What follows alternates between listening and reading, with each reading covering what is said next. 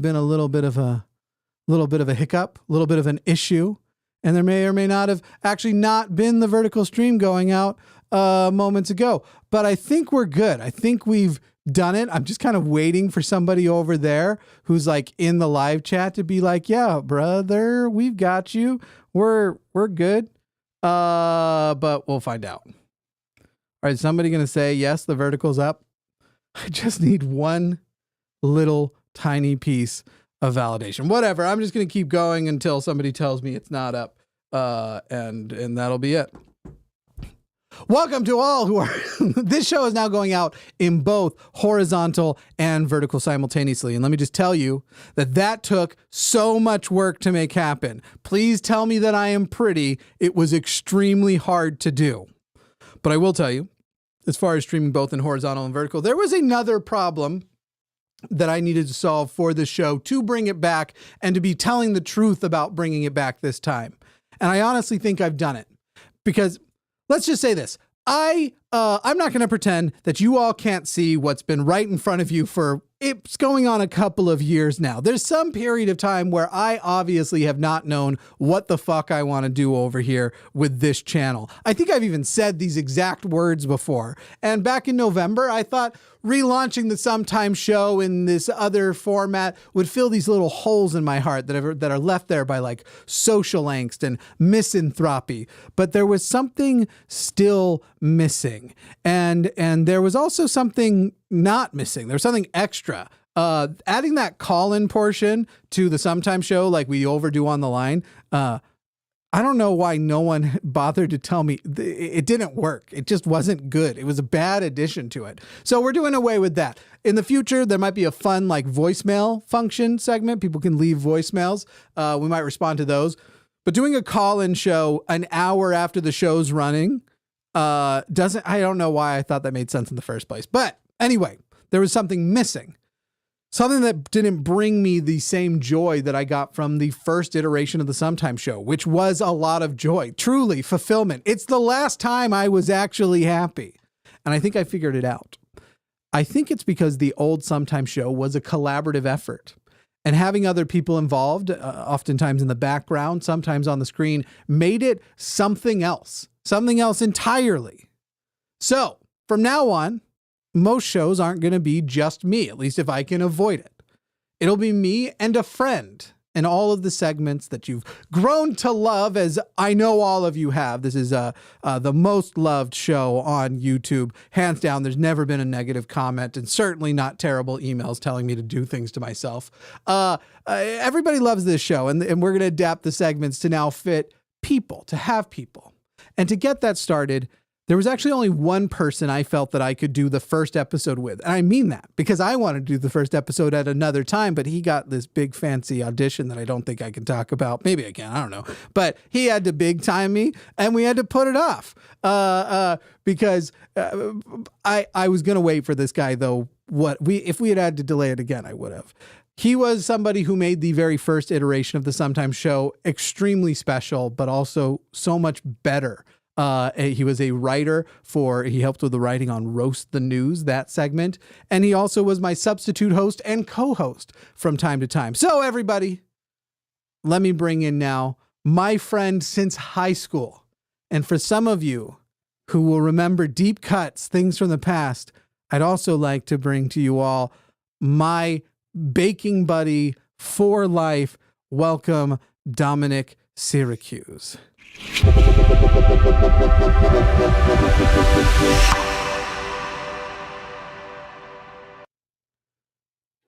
Did you love that Jimmy, blast from the past? I'm tearing up here. That was too much. I'm so happy to be here. Oh my gosh. Did you recognize that intro? Do you remember that? Of course. Okay. Of course. I still see. Okay. You got to understand something, Jimmy. You actually like do stuff with every day. You're always working on stuff. You're always doing cool projects. You're always doing everything that I have reached that point in being a parent and a person and everything where I'm like, hey, you remember the other day when we did Baking Buddies? And you're like, that was like 4 years ago. Yeah. And I'm like, are you sure? You sure it was that long ago? Because that was like one of the last exciting things I've done. You know what I mean? Like, this will mean so- nothing to you because it's all tech stuff, but I had to go and dig out the old backup hard drives for my NAS to find that intro. And to some people who are watching, they'll be like, man, it must have been a long time ago. Really? Jeez. That thing was buried. Yeah. Well, and it's like, this is the equivalent of like, you've moved on and I haven't. You know what I mean? Like, it's like in a relationship. And well, it's like in a relationship where you're like, you know, like, I still remember when we held hands, and they're like, okay, that was 5 years ago. And you know what I mean? So I'm just saying, of course, it didn't take. If you go to my Instagram, you will find that Baking Buddies thing, and it's like the eighth. It's like the eighth post down. Yeah. It's like when you have a couple who breaks up and one of them always wants to get back together, but the other one doesn't necessarily, but they've not been happy ever since they were with the. Well, like, that's why, because you said I've moved on, and I'm like, sure, I did other stuff, but the last time I was happy was season 1 of the Sometime Show. That's not a joke at all.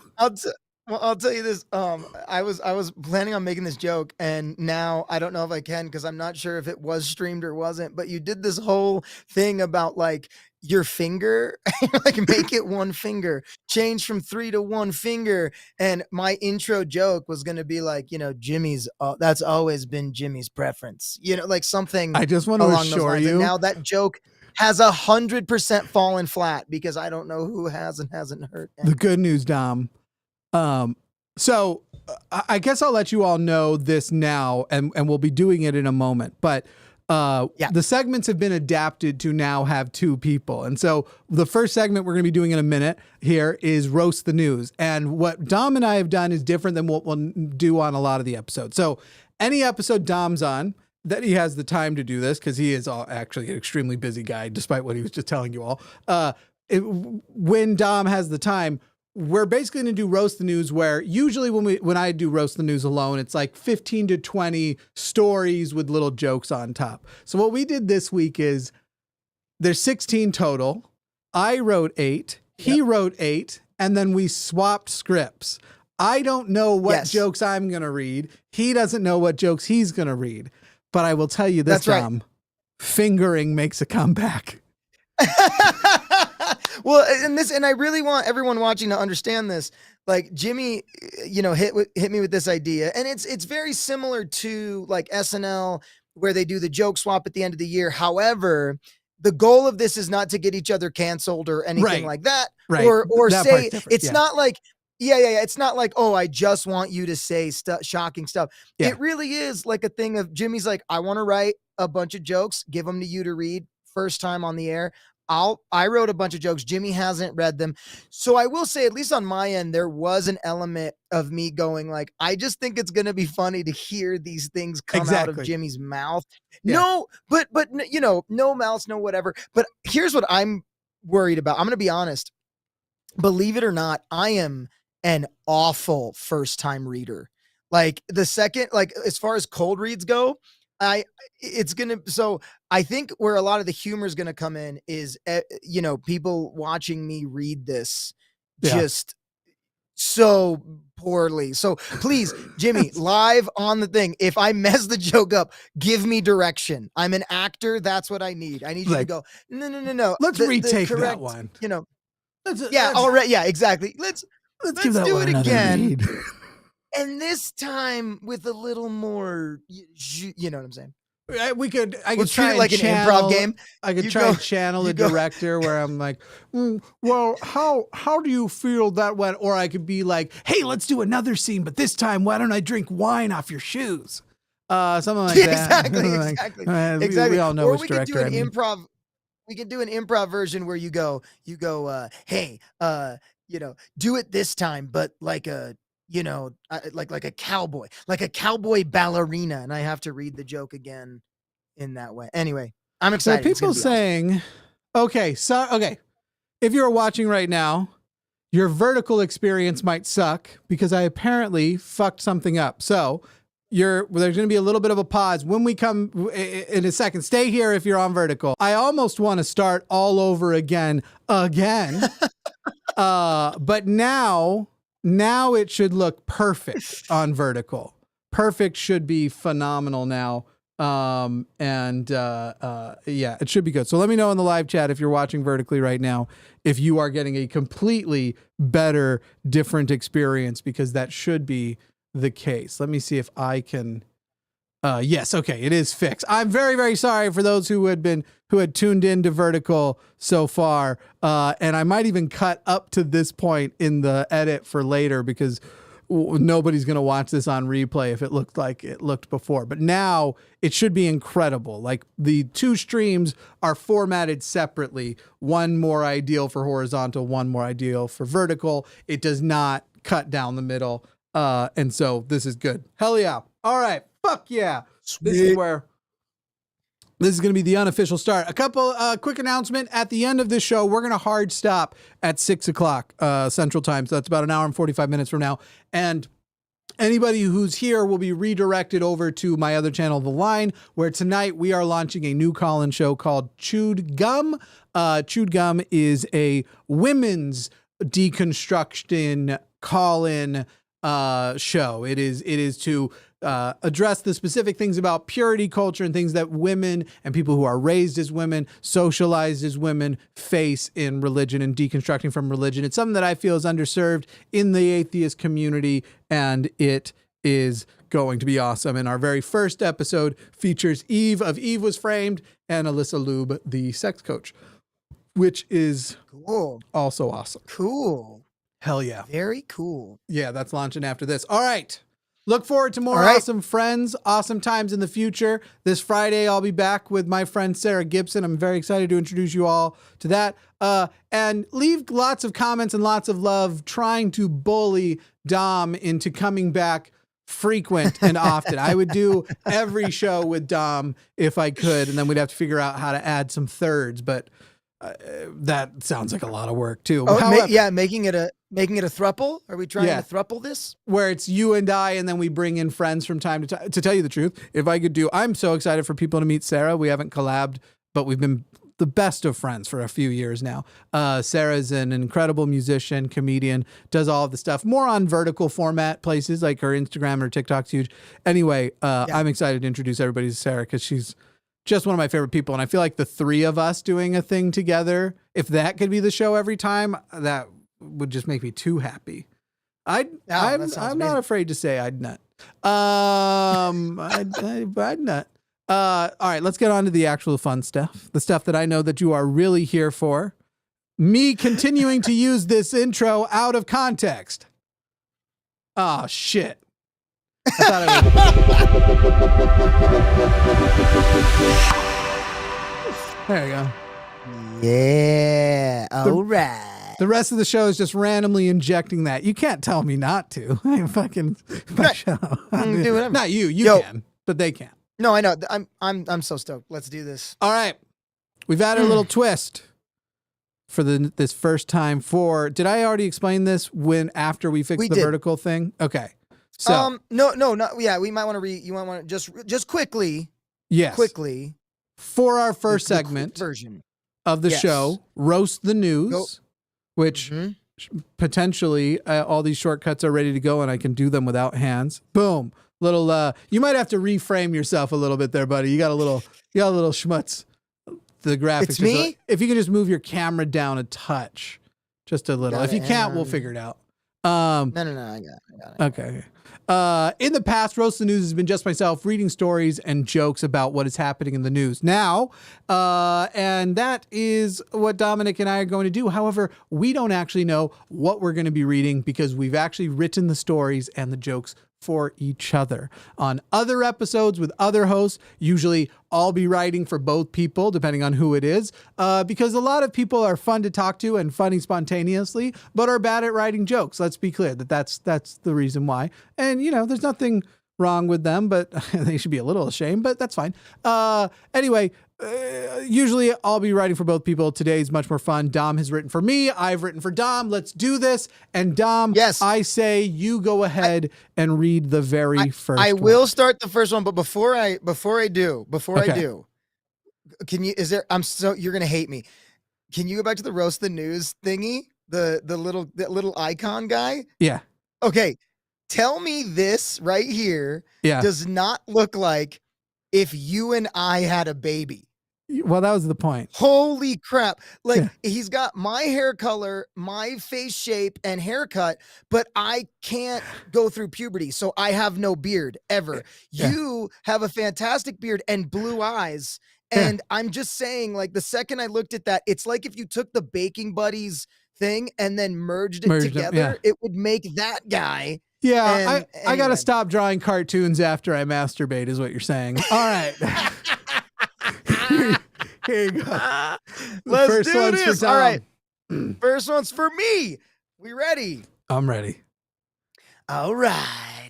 Earlier this month, Donald Trump debuted just about the tackiest looking gold shoe at SneakerCon with a price tag of $399.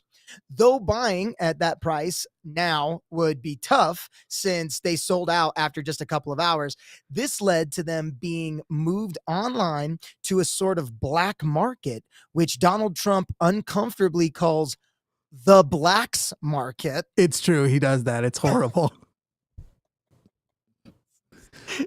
I'm very popular with the blacks. The blacks. The they black love me. Market.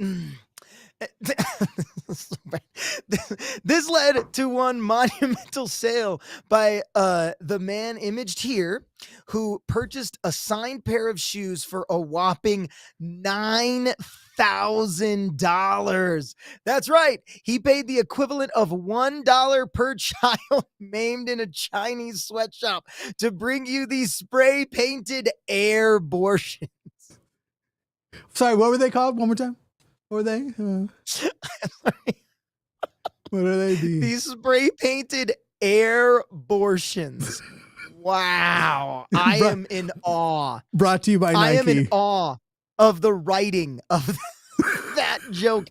I love the fact that, like, the internet is forever, and no matter what, there's going to be a clip of me saying airbortions. Yeah, that's right. That's right. All right. Well, here we go. Pretty good. 260 years after an entitled French princess responded to her country's hunger problem by responding, "Let them eat cake," an entitled rich guy responded to America's hunger issues by saying, "Let them eat flakes," or Fruit Loops, or Cookie Crisps. Kellogg's CEO Gary Pilnick is receiving flack for stating that struggling families could save money by eating cereal for dinner, despite some studies suggesting that it would be more nutritious to eat the actual table you're sitting at. When asked if he thought he would receive backlash, the Out of Touch CEO responded, "I think the slogan is trending right now." You know what other slogan is trending right now? Eat the rich, which many believe is a much healthier option for the economy. I can see the commercial now. New from Kellogg's, it's rich. New from Kellogg's, it's rich pricks, more than you'll ever need. They're hard. I added that last part. Yeah. No, I like that. That was a good improv. It is hard. You're right. It's hard to read the first time. I'm telling you, right? That was great, though. You did a great job. I think that was perfect. All right, here's mine. Last week, AT&T went down completely for the better part of half a day. When alerted to the outrage, most customers responded, "Dude." Oh, thank you. Yeah, go ahead. When alerted, see, told you. When alerted to the outage, most customers responded, "Dude, we're on AT&T. Outages are improvements." Over the next weekend, AT&T announced they would be giving their customers a credit to make up for letting them down. But notably, in both the public announcement and emails, they omitted how much the credit was for. It's $5. $5. Americans pay anywhere from double to 10 times what people pay for cell service and data in other countries, and AT&T is one of the carriers who invented a $35 upgrade fee, a fee they charge you for the privilege of committing to pay them more for the next several years. So, congrats AT&T customers. You will be getting a $5 credit in the next 1 to 2 months, which will be just enough to cover AT&T's new $5 fee, simply labeled "Eat Our Dicks. You're here because Verizon denied you." Oh my god, that was a long one for very little payoff, but people need to know the little background. No. Hey, first of all, that also describes me in bed. Also,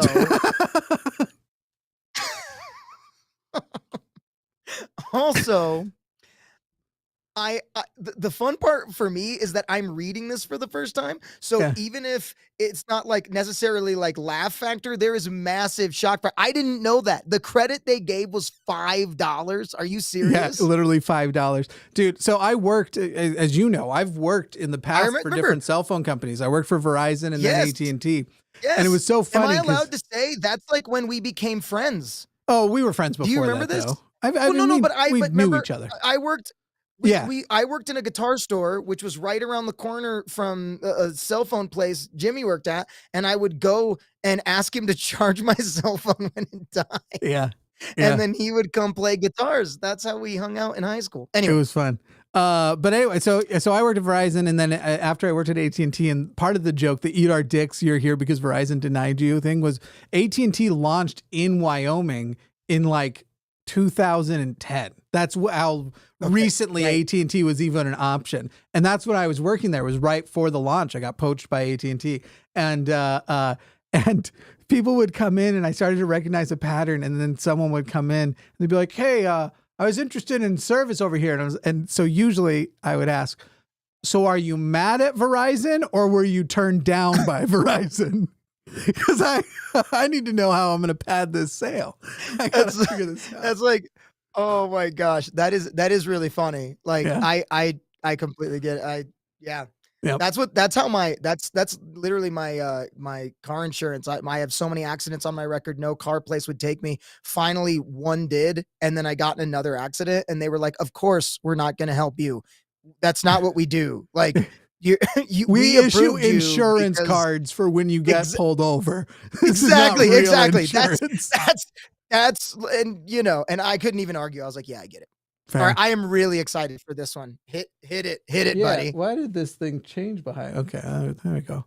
Can't even see it. What the fuck was I doing? Anyway, a woman in Ireland who suffered damages in a severe car accident has officially lost her €650,000 insurance case after this picture surfaced of her hurling a freaking pine tree during a Christmas tree throwing competition, which she freaking won. She won it less than a year after her accident, which has had the judge stating it must have not altered her life that bad. It's an actual quote from the judge. What the judge failed to realize was that this woman had apparently crashed into a chemical vat of gamma radiation for which she has acquired superhuman strengths and abilities. Before, she only had the strength of 2 Trumps. After her case was thrown out, she then turned as green as the Christmas tree and threw the judge out of the atmosphere with her bare hands. That's just a fun joke. No one gets hurt in this. Yeah. No one's hurt. And my favorite part, just so people know, here's the part that makes me laugh, is I specified to Jimmy before we agreed to write the news. I was like, I'm writing this exactly how I want you to say it. So all of those big emphatic things are written in all caps. So like gamma radiation. It's outside. I was trying to do a little bit of Chris Farley there for you. Here you go, buddy. That was great. No, that was so great. Okay, here's mine. All right, I'm excited for this. Here we go. Last Thursday, a judge in Texas ruled that a black high school student can continue to be punished for wearing a traditional black hairstyle, even though there is a Texas law called the Crown Act meant to prevent such things. Daryl George is an 18-year-old junior at, ironically, Barber Hill High School, who, not great. right? Who has been facing discrimination for his hairstyle for over a year and is very bravely standing his ground, which unfortunately in the South is only rewarded if you're harassing a black kid in a hoodie walking home from school buying Skittles. That happened. The superintendent. That's a reference to a murder. Okay. Yeah. Oh yeah. Oh no. Trust me. I know. The superintendent, Greg Poole, in his "I'm totally not a racist" defense of the punishment, actually claimed in part, being an American requires conformity with the positive benefit of unity and being a part of something bigger than yourself. He then returned to his favorite hobbies of removing all the brown M&Ms from a bag and making them use a different water fountain behind his house. Well, it's so weird. It's just a weird hobby. Making so good. M&Ms don't need a water fountain. What are you doing, dude? It's fitting though. Yeah. The Roman Catholic churchmen have successfully negotiated peace talks with two rival cartel gangs in the state of Guerrero, where the cartels are still allowed to do their business, just not get into so many bloody and violent encounters. When asked what the Roman Catholic Church knows about bloody and violent encounters, they replied, oh, we have a history. The need for a truce comes after the Mexican government's program to stop the cartels, which is called Hugs Not Bullets. That's not a joke. That is actually the name of the program. I mean, presumably in Spanish, but that is the name of the which I don't know Spanish. Hugsos, no, not bulletsos, I suppose. Yeah. Okay. And that program has officially been deemed a failure. I wonder why. Of course it was a failure. Look, if you really want the cartels to be able to still do their business, but do it with hugs, not bullets, cocaine is the wrong drug to be selling. They need to change their project to, let's hear me out, maybe encourage them to sell ecstasy. You get the cartels slinging Molly on every street corner. There will be hugs everywhere. Trees will be getting hugs. Add a little mushrooms to the mix, especially around the area with the churches, and they will be tasting God on each other's nipples. Trust me. Just trust me on this. And I even have their new slogan, nipples, not narcotics. Try it with your tongue. I took a little artistic liberty with some of that. A little. No, that was great. That was well read, buddy. That was well read. I really appreciate that. I'm also having fun looking at the graphics before I read the joke because I'm going, oh, I wonder what this is going to be about. Let's find out. Let's see what we got here. Let's get some closure. Right. At the Mobile World Congress this week, companies showed off a slew of new tech coming soon, and I, for one, wish they'd stop. One of the key focuses was new wearables, like a phone you can wear on your wrist, but it isn't a smartwatch, and even smart rings, which Samsung totally promises to not use AI to train robots on how to finger better. Told you. There it was. Why they exclusively asked for lesbian beta testers. You can be a judge, or you could be judge of that. And also at MWC, as we cool kids call it for short, a transparent laptop was unveiled by Lenovo. If you want to know what it's like to witness the unveiling of a transparent laptop, congratulations! You can do it anywhere, anytime by just looking in random directions, pointing and saying, oh, wow, a laptop! Everyone watching this show today will actually be receiving one of their own invisible laptop. In fact, it's already arrived, and I've hidden it somewhere in your house. Happy hunting. Oh, that's amazing. I gotta tell you how amused I was by this concept of of an unveiling of something you can't see. Just fucking Well, the funny, like it's like invisible elf. It's like the real life Emperor's New Clothes. Right? Oh, I It's see like the the laptop. real life- Oh, I see the laptop. It's right there. It's right there. Like, It's for people who They're are like, watching. how do In you- reality, they it's give it to it's somebody, not like- see through. They're like, try it out. Try out the transparent laptop. Someone's like, oh, Yeah, I like it. They're like, it's not opened yet. Oh, right. Idiot. Sure. And then they're making they're making the sound effects with their mouth. It's not even open yet, idiot.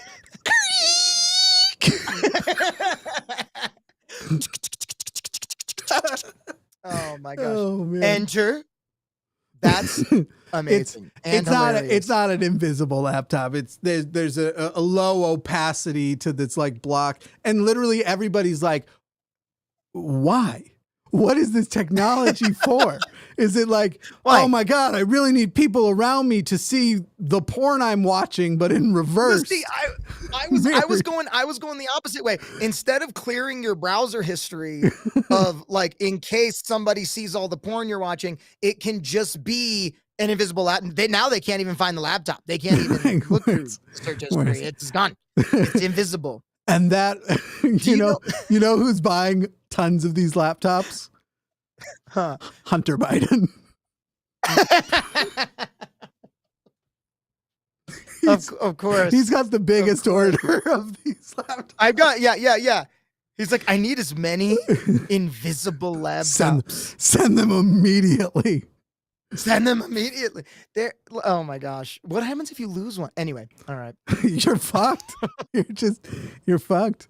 All right. That's like that almost is like a. That's almost like a who was the comedian who just did only dry one-liners? Stephen Wright. That's almost like a Stephen Wright joke. You know what I mean? Like, I bought an invisible laptop, and now it's gone. I misplaced it. It's, you know, and the, yeah. Anyway, I don't know where it went. The Department of Justice has thrown a wrench into the Republican hopes for impeaching Joe Biden after the secret FBI informant of the Hunter Biden Ukraine allegations was revealed to be, surprise, surprise, a liar. Apparently, this individual has a history of propagating fabricated Russian claims about America. He has a history of lying to and about American people. And while we know he is a Russian informant, he potentially could also be a Russian spy and must be arrested immediately. And his name is, oh, hang on, it's not on there. Let me check his notes real quick. It was Tucker Carlson. Good. Send that fucker to prison. Fucker Carlson, more like. You know, so again, behind the scenes, I text Jimmy and I was like, hey man, is it too late to throw another graphic up on this? I was like, it definitely is. We have 11 minutes before the show. Yeah. It's definitely too late. Because what I wanted for that joke was for you to go, there's been, because that's the true part of the thing. There has been, his name's something Smirnov, right? Like, yeah, I think it's Alexander Smirnov. Yeah. Who's the real Russian spy? But the whole thing is he's reading about it. And I just wanted it to be this big reveal of you going like, oh, he's a Russian spy. He propagates, he lies for Russia against the American people. And we have a picture of him right here. And I wanted to just make like Tucker Carlson with like a Russian flag. Yeah. And like, you know what I mean? Like that would be the big pop up. But I want you to know that the next one you're about to read, I'm very attached to. Okay. I just want you to know. Yeah. Put a little extra heart into this one. Okay. Yeah. Okay. Give me just, I'm going to do my best. Yeah. Okay. Also announced at MWC were several advancements in AI. And as usual, I want to throw up. As companies are showing off their early concepts of injecting AI into our communications and entertainment methods, from now on, when you want to talk to your wife, you'll talk to your AI assistant, who will talk to her AI assistant, who will talk to her, who will then return a message to you about how your dog took a shit in her shoes. I know Jimmy is stoked, though, to take the people out of talking to people. Very much. Yes, but speaking of dogs and AI, Chinese tech company Xiaomi unveiled their new Cyber Dog 2, capable of everything a real dog can do, plus backflips and an added benefit of never taking a shit in your wife's shoes. Comes back. The robot dogs. What was that? It just comes back around. Keep going. Right. It was good. That was really good. That was perfect. That was perfect. The robot dogs are armed with cameras, 3D scanners, customizable looks, and are programmed with true-to-life companionship functions. All that for only $3,000. Now, that said, there are some things it can't do. Their hard plastic shell can't replace the warmth of soft feeling and cuddling your bestest boy. And another missing feature, they can't take the blame when you shit in your wife's shoes.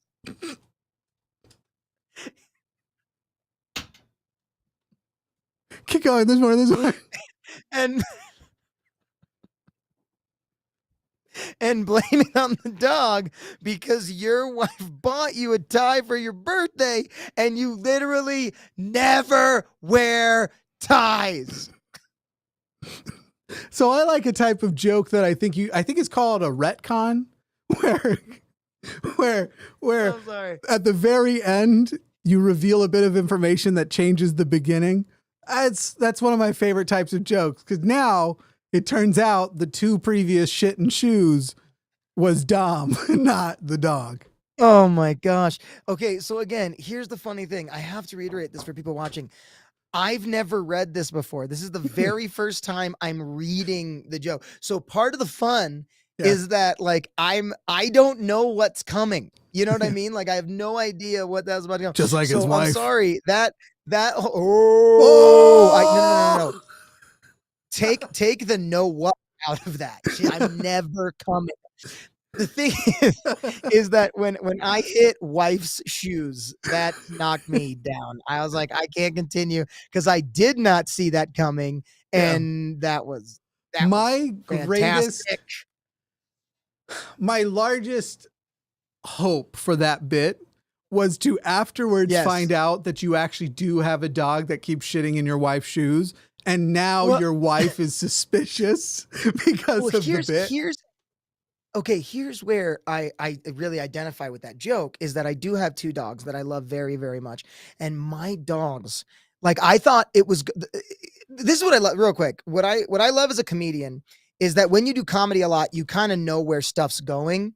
Yeah. So to make a comedian laugh, you kind of have to go that extra bit. And that joke was really good because I was thinking it was going to be, you can't blame the AI dog for farting when it's your fart, because my dogs, I mean, we will smell the whole like, oh my, it'll like wipe, like just take the hair out of the inside of my nostrils is how intense my dogs can be.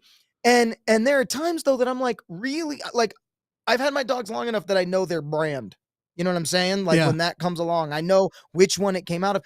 And there have been a time or two that I was like, I don't think that was one of the dogs. You know what I'm saying? So that's what I was going. But when son, obviously we agree that the dog did that, but why don't you just go change your underwear for fun? Yeah. So what I thought you were going to say was, I was like, you can't blame the dog for a fart when you shit your pants. Yeah, sure. That's where I thought that was happening. But the fact that you brought it back to the shoes was just, I was like, where's Jimmy going with that? And now we know that every other time. Hang on. This is for you. I have my Rodecaster. I just have to say. Thank you. Thank you, everybody. Very nice. Thank you. Very nice. My favorite joke, though, is coming soon that I wrote for you. And it's nothing but a little silly. It's barely a joke. It's just a little funny. And it's my favorite of the whole show. But I can't wait. In the meantime, I've got to read one of Dom's here. A private lunar lander is expected to cease operations Tuesday. Its mission is cut short after landing sideways near the south pole of the moon. This comes immediately after 2 previous expeditions have failed, with one running out of fuel and the other also landing on its side. This has baffled experts at NASA, so I did some digging and found out that this is all part of their program called the Commercial Lunar Payload Services, which completely seriously is a joint effort with American businesses to help fund trips to the moon for commercial purposes. Sorry, I almost threw up just now. And not because of the story. Right. Just every now and then my body just be like, hey, you want to throw up? Anyway, trips to the moon's commercial purposes. They were trying to bring American capitalist commercialism to the moon. So I figured it out. The vessels they were sending up there were not malfunctioning. They were becoming sentient and committing suicide. Just admirably. I'm jealous. That's the only explanation. Because even machines have enough sense to know that when given the choice to commercialize space, maybe just die. Sounds good. I'm glad you like that. I'm glad you like that. You did that one. You did that one well. Thanks, man. Yeah. That was good. That was I wonder. Let's explain. What even is this? It's hard to tell because it's cut off. Can I tell you what I think it is? Can I tell you what I think it is? Because just looking at it, what it looks like to me is a really, really cold worm. Is it a really cold worm? Kind of. You're close. All right. First thing. So don't look at the script. I want to see if you can get this on your own. It is. You're right. It is really cold. And then I'd like you to take a look at the background. You can slightly make out a photo, a flag that's flying. Alabama. Okay, I know what it is. It's an embryo. That's an embryo. It's a frozen embryo. Okay. Yeah. Generated by AI. I'm with you now. Let me tell you about the conversation I had with AI to get this photo. It was fucking wild. Well, I like how it was Alabama and a very slight Confederate flag. I caught that too. Yeah. That's okay. I see. Okay. All right. Let's see what I'm diving into here. Last week, the Alabama Supreme Court deemed that frozen embryos are in fact considered children under state law. Therefore, a person could be in legal trouble for destroying unused embryos. I, for one, am happy about the ruling because I'm tired of babies eating their twins in utero without consequence. In actuality, this ruling is not preventing abortions or saving families in any way. What it is actually doing is hurting families who want to have their children but face medical or timing challenges to that end. Even Donald Trump has come out against the ruling. And honestly, this is one of the places where Donald Trump kind of understands the issue better than most, because when Alabama says embryos are children, Donald Trump says, oh yeah, my hands are babies. That's just a fun little joke. He's got little baby hands. That was good. That was really good. That was because the thing is you could have taken it to like a really hard-hitting political, but like Donald Trump, I wasn't going to beat because he has baby hands. I wasn't going to beat Colin Jost on Saturday. I was aware of his joke. Did you hear Colin's on it? No, what was his? His was Alabama has ruled that embryos are children and black embryos can be tried as adults. I'm not beating that one. That's so I went a whole different direction with it. I was like, don't even. That was great. Yeah. That was great. That's here we really go. Funny.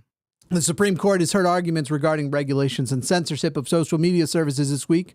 The argument pretty much breaks down like this. You have the Republicans who feel people should not be banned if they are a part of hate groups or troll farms that spread misinformation because that infringes on free speech rights.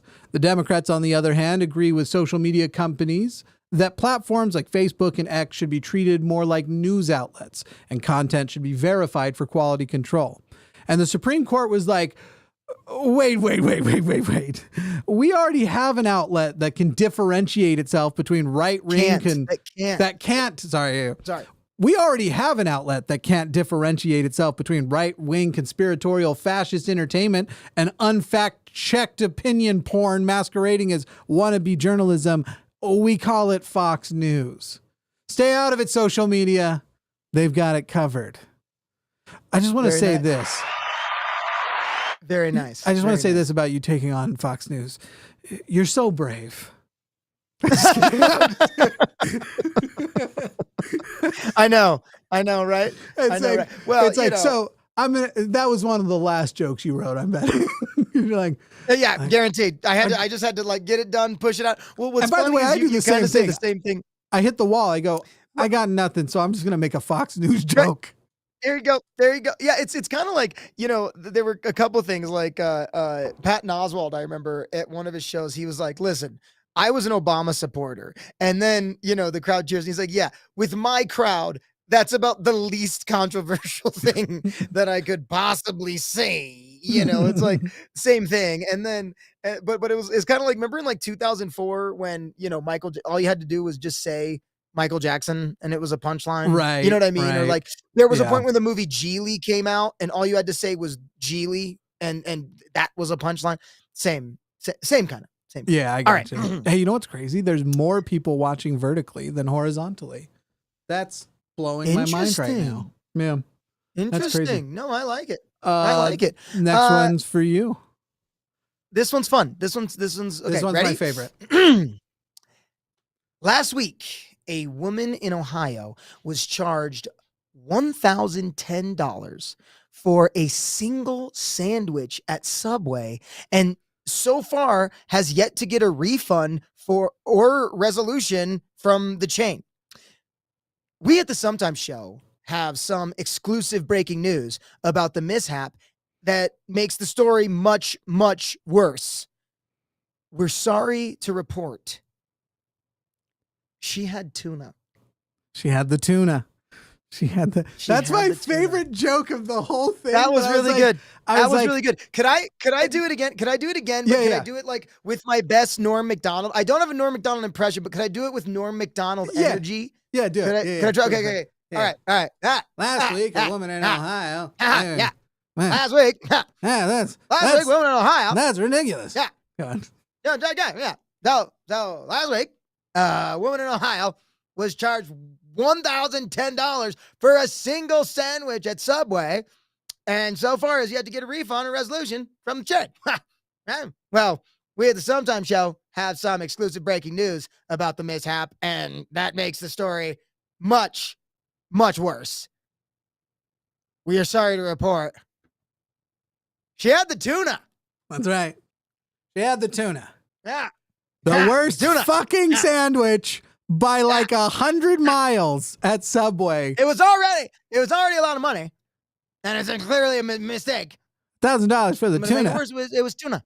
It was $1,000 for a BLT. That'd be one thing, but it was for the tuna. They had the tuna, ladies and gentlemen. I'd spend $1,000 on the sweet onion chicken teriyaki. I love a sweet onion. Yeah, there we go. But not that you couldn't pay me for the tuna. Not the tuna. No, siree. Not me. No tuna. All right. It's such. Who eats it? How are they? There's always their bowl of tuna, and it's literally like, there must be a demand of people who just go, I remember 10 years ago when I tried the tuna, it was awful, but they still have it. So they must have gotten it better. See, okay, you make a really good point, because for me, like being East Coast Jewish heritage, like a tuna melt, right? Like a good one. But the thing is that Subway's slogan was always eat fresh, which made sense because they had fresh vegetables. But in order for the tuna to be fresh, it means they opened a can of tuna, put it out, and then just let it sit for 18 hours. Well, it was canned fresh. Like you come in. Yeah, it was canned fresh. It was canned fresh. Canned fresh. Yeah. We canned it on fresh, and then we canned it on the boat. But not a boat in the ocean, a boat in my friend Vinny's backyard. All right. Hang on. Back to Norm Macdonald. Hey, you know the only thing fresh on the tuna in Subway? The salmonella. That's fresh.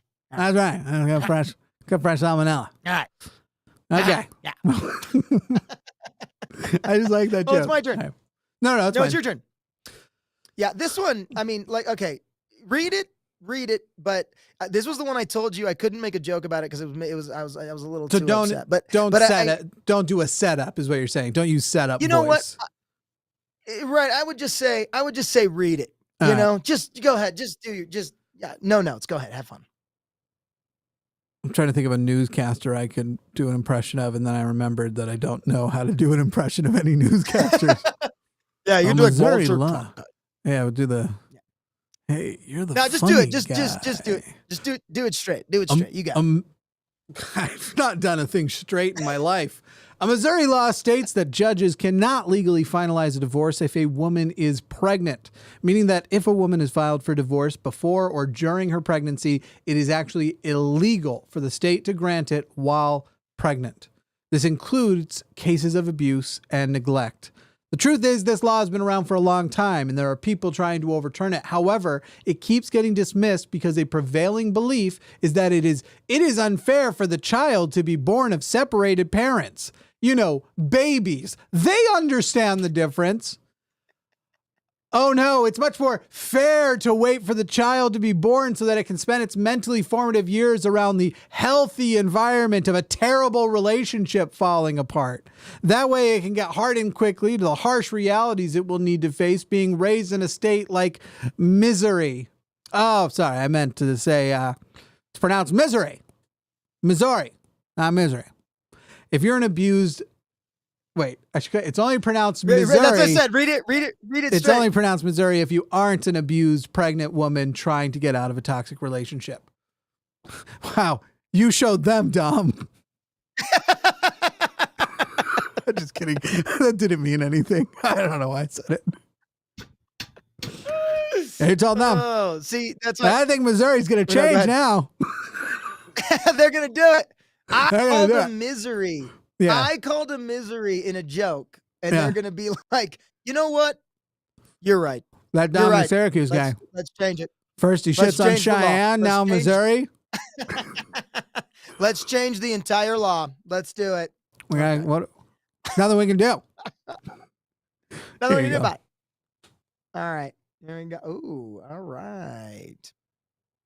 Polls opened this morning in Michigan for the presidential primaries. And as you can see from this real still from CNN's coverage that Jimmy took this morning, wow. Yeah, voter enthusiasm is clearly through the roof. If you're having trouble making it out, that's a school gymnasium converted to a polling place 2 hours after the polls open with not a single person present to vote. But why aren't people excited? It's Biden versus Trump. Match of the century, unlike anything we've seen in hundreds of minutes. Congratulations, society.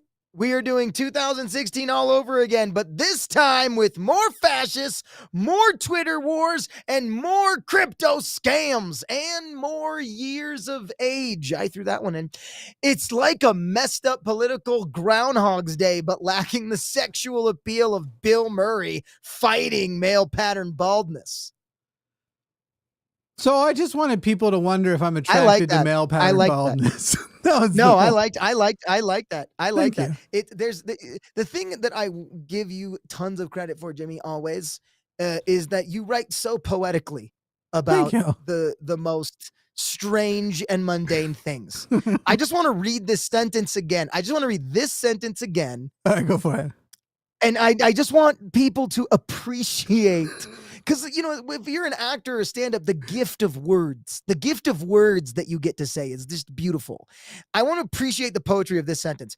It's like a messed up political Groundhog's Day, but lacking the sexual appeal of Bill Murray fighting male pattern baldness. You know, you've talked me into it. I am a poet. That's yummy. That is yummy. That is yummy to say. Yeah. Oh yeah. All right. Oh yeah. All right. Thank you, man. I appreciate it. All right. Thank you. Yeah. Finally, Donald Trump Jr. has made the news for posting a bizarre tweet about Joe Biden's boners. He says, this is the tweet now, there's literally no amount of Viagra on earth that's going to give Joe Biden, who can barely walk without falling over, would. Just stop. It's no surprise that Donald Trump Jr. has a fascination with old people and penises, considering how obsessed he is with his father, who is also old and a dick. I will say I thought that was going somewhere else. Because people have talked about Trump wanting to fuck his daughter, But I thought you were about to pioneer the idea that Donald Jr. wanted to fuck his dad. And which, maybe. I see the way he talks about him. My father is just a great guy. Anyway. Yeah. Why does he talk like he's 90 and deaf? My father is a great man. Fucking. Oh my goodness. That's what being married to Kimberly Guilfoyle will do to you. Let my monsters grow. That's my impression of Kimberly Guilfoyle. She's Rita from do you remember her Unhinged? The best is yet to come at the fucking RNC years ago. Oh my God. Anyway. Yes. I remember specifically the picture. Yeah, I remember. The best is yet. And you know what?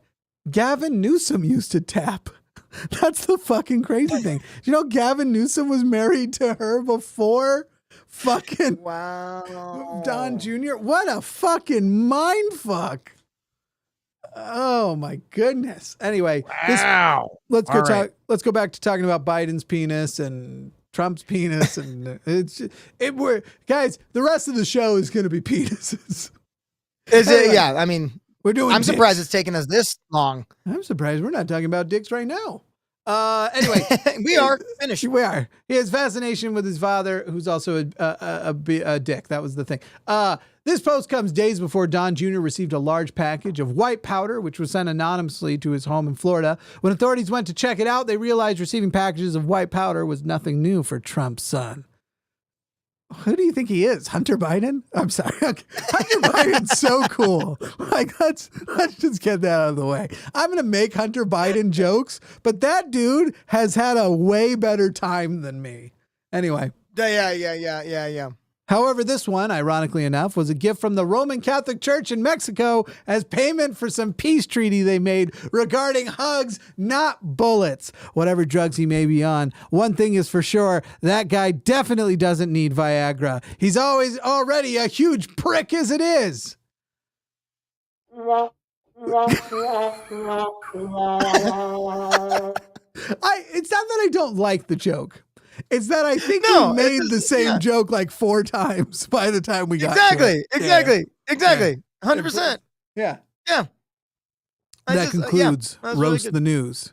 And actually, that also concludes the scripted portion of the show. At least it's about to end the scripted portion of the show because I'm actually, in fact, still reading from the teleprompter. I'm still reading now.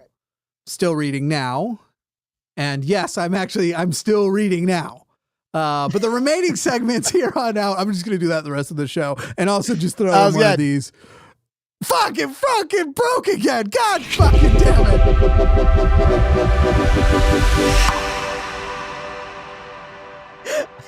it. Shit. I don't think it broke. I think that there was like just a little second of darkness before the thing begins. It's the opposite. It has to finish. So it's almost like this wonderful.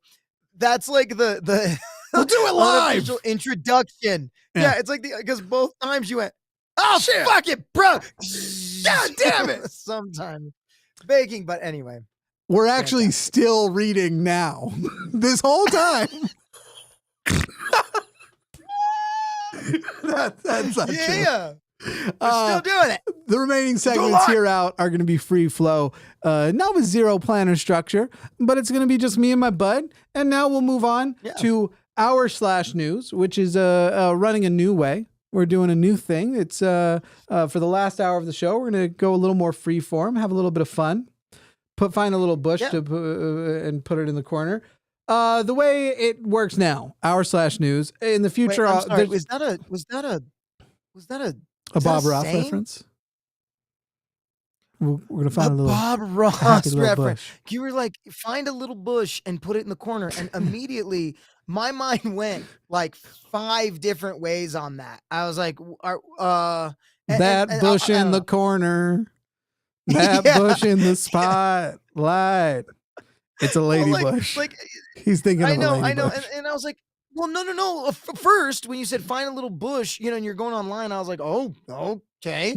And then, but then you said find a little bush and put it in the corner, and I immediately thought of like a little cartoon George Bush in the corner of the screen. Like I'm just gonna find a little, you know, like yeah, just a little, right. That's me in the corner. That's me in the spotlight. That's what I thought weird. I was like, wait, what? And then I was like, is that a saying? I don't know. And it turns out it was Bob Ross. That was a fun little mental, you know, fucking roller coaster ride. That was a roller coaster. I was like, yeah. Do you need a drink? Take a sip, buddy. Imagine, yeah, having vaginas, cartoon George Bush and Bob Ross all in a matter of 2-3 seconds. I'm gonna need a rest stop soon. Yo, whoa. So the way Roast the News or r/news is going to work now is we're just going to pull up the top stories on r/news, and we're gonna find out what the fuck's going on at any given time. At any together. given second.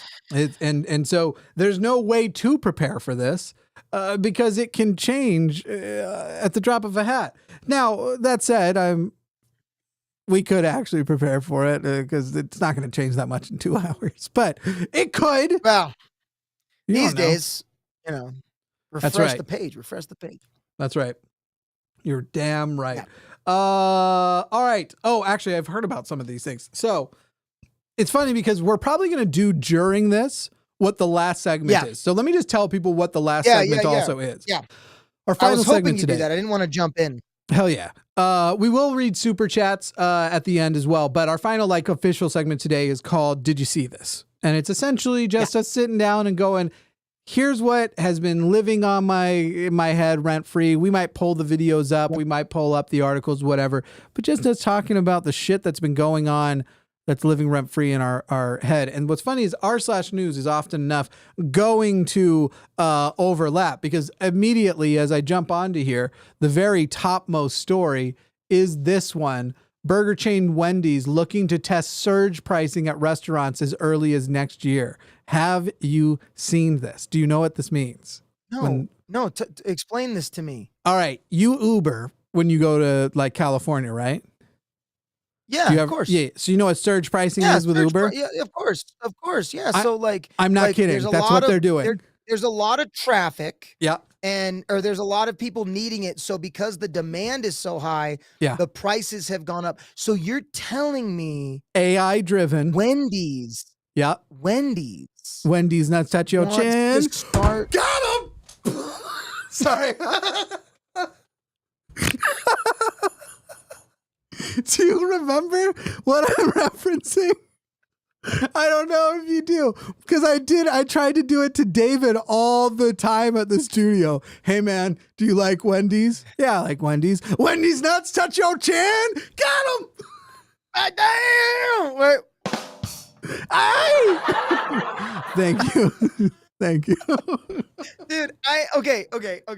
Go on, sorry. That was great. I feel like you went on to r/news and posted this headline so you could do what you just did. I feel like that's exactly what happened. It's a plant, I feel like that's what you did. Well, okay. The thing about I mean, that's wild. That's a wild idea. You know, surge prices with Uber, honestly, I'll be honest about this for a couple reasons.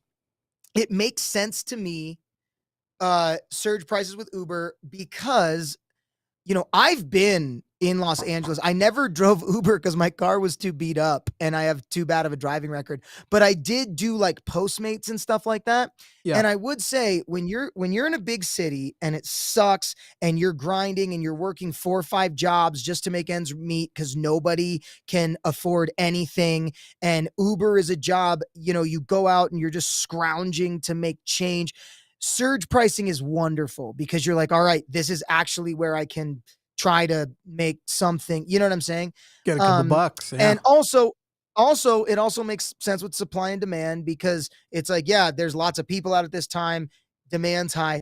I have no idea how Wendy's is justifying this. I mean, All right. are they, and also it's like Wendy's isn't Uber. Wendy's isn't somebody trying to make ends meet and doing a side hustle because life is Yeah. way too expensive right now. Wendy's is a That's a good corporation that point. already has tons and tons and tons of money. Because like if I go to Raising Cane's during certain points of the day, that's a place I almost get. Because you're like Raising Cane's at 4 p.m. You think that you're getting in the line at 4 p.m. at Raising Cane's? No. Right. The line is now obstructing traffic. It made it to the road. Yeah. Wendy's is attached to rest stops, like to truck stops. Yeah, that's not what I'm a thing. Well, yeah. It's like, and also, okay, I'm gonna, this is, I don't know, we haven't read the article, but I'm just gonna throw this out there as it's coming to my mind. Restaurants already kind of do this, right? Like you go to a restaurant, there's happy hour, right? Or you go to a restaurant, like dinner prices are maybe more expensive than lunch prices, or like, just a different dinner menu so they can do the same thing, but it's or like a lot of restaurants will be like, exactly. Or because a lot of restaurants don't have anybody come in on like Mondays and Tuesdays. They're like, hey, Mondays and Tuesdays is kids eat free days because we're trying to drive people to come in. So I understand that, but like surge prices I mean, it's just gonna be like dinner time and then when the bars close. That's gonna be the 2 times that everybody's rushing to Wendy's, right? Here's the thing is if they decide to actually then take down the prices during the dead zones, I might be for it.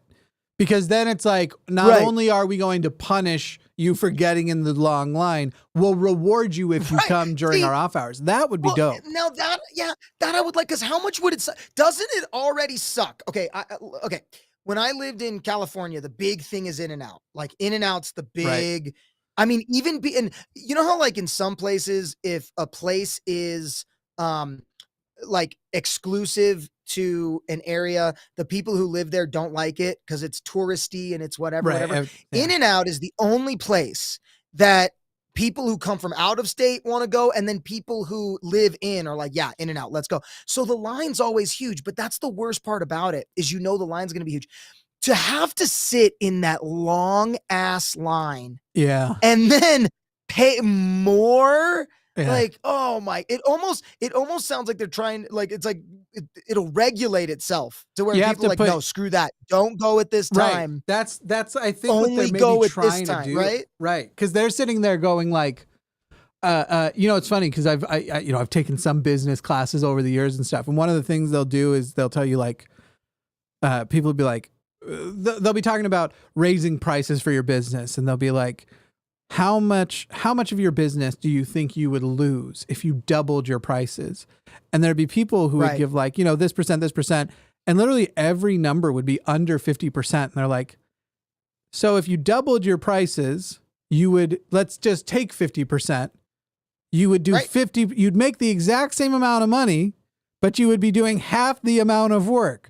So it's time to double your prices. Like fucking, if the number is less than 50%, and it's kind of like that, where it's like, if they will have the demand where per hour, they're going to make more or the same, because, but maybe it pushes people out and they go, you know what? I'd rather go, instead of hitting the dinner rush, I'd rather do the late dinner less rush. That might be okay. Like wait till this time. Although, what if they started doing surge on items to where, could you imagine going up to Wendy's and then being like, yeah, listen, if you want a loaded baked potato, it's only 25 cents right now. But if you want a Frosty, it's $111. Because it's like, maybe, all right, look, we got rid of the surge woman price. was charged. Maybe that's why the woman was charged so much at Subway. That's why it costs $1,010. Did you ask for chips, you stupid bitch? I mean, or they do like, all right, we know it was unpopular. We got rid of the surge prices, but you paying for condiments now, asshole. Yeah, you get, well, and doesn't it also feel a little bit, I mean, and this is, you know, my cynicism coming out, but doesn't it also feel a little bit like these corporations at this point are just fucking with us as far as like, because you'd think that with grocery prices as astronomically high as they are, and with the middle class really struggling, with grocery prices and being like, man, grocery prices are so much. You would imagine that places like McDonald's or Wendy's who have like a menu for $1.50 would be exploding as far as like business right now. Like you'd imagine a place like that would make more money when the economy's tough.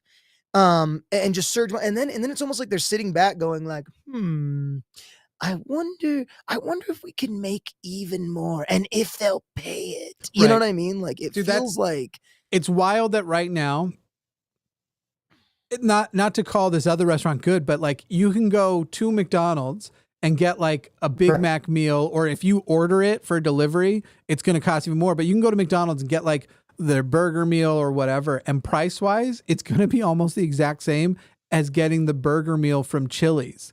And Chili's is definitely better than McDonald's. Now here's, they've gone crazy with it. And I think they've just sat there and gone, let's raise the price and see if business goes down.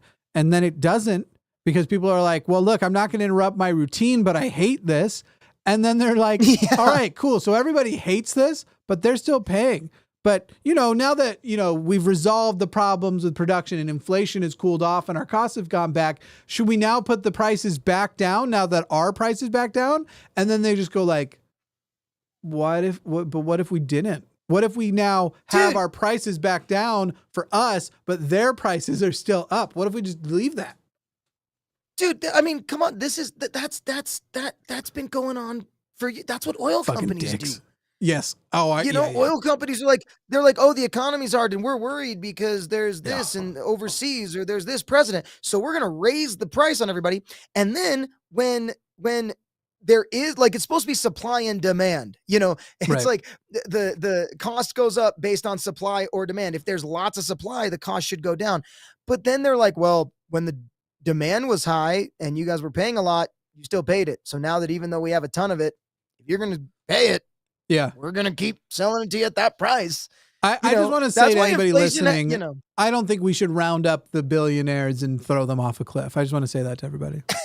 I just want to make sure that you hear the words. Like if there was like a group of people who are saying, let's take all of the billionaires and get them together and just push them off a cliff.